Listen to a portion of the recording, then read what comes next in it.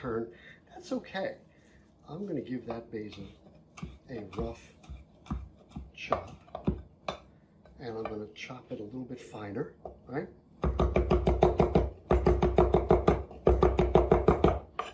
And I'm going to put it in here, in my little mortar and pestle. And guess what we are going to make today? We're going to make something that we're going to use for a garnish. I'm going to make a basil oil, okay? So basically what I'm going to do is I'm going to take this basil and pulverize it in the mortar, right? I just want to get it small enough so it's easy to pulverize, okay? And then I'm going to add some olive oil to it. Now, you could add a neutral oil so that you get more of the basil flavor, but I think olive oil plays nicely with this because it's kind of an Italian thing anyhow, all right? And I see what I'm going to do is I'm just going to muddle those basil leaves, and that is going to release all of the oil. Look at that, look at that. I'm making a paste, right? Now, you know, when you're working with small batches like this, it's very hard to use a food processor, right? And I'm not making a pesto, right? That's important to point out here. What the end product of this is not going to be a pesto. It's going to be a bright green oil that I'm going to use as a garnish. That's going to have an intense basil flavor. You follow me? And the process that we're using for this is called maceration. A little spatula. Let's scrape it down. Now, I don't need a lot of basil for this. And you can do this with anything. Like I've done this with peppercorns. You know, you pulverize some peppercorns in here, and that releases the oils.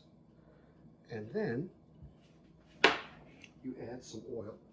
And like I said, here I'm going to add a nice Italian olive oil. That's enough. And then I'm going to stir it up, and we're going to let it sit for a few hours. And the process is called maceration. So I just want to show you what it looks like. I'm just stirring it up.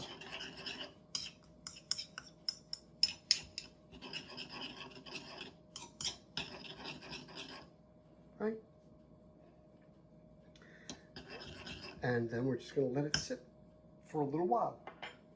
Right? I could even muddle it some more.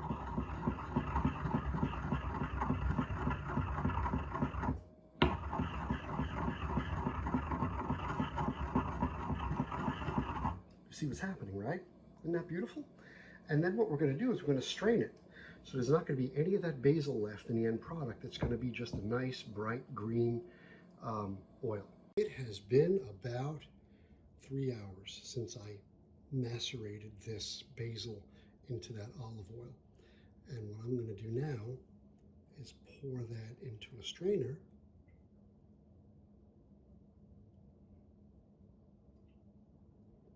And strain out my basil solids.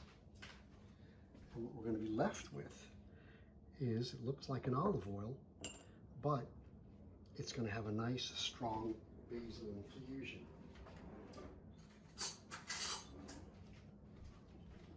And I could have probably used some more basil. Yep, that is a nice, strong basil oil. Now, I could have let it sit a little longer. I could have also added more basil,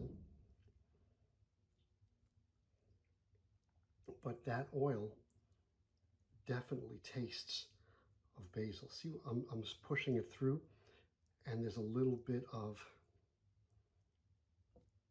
right? It's a very fine strainer, and by pushing those solids a little bit, you see what's happening in the bottom there, right?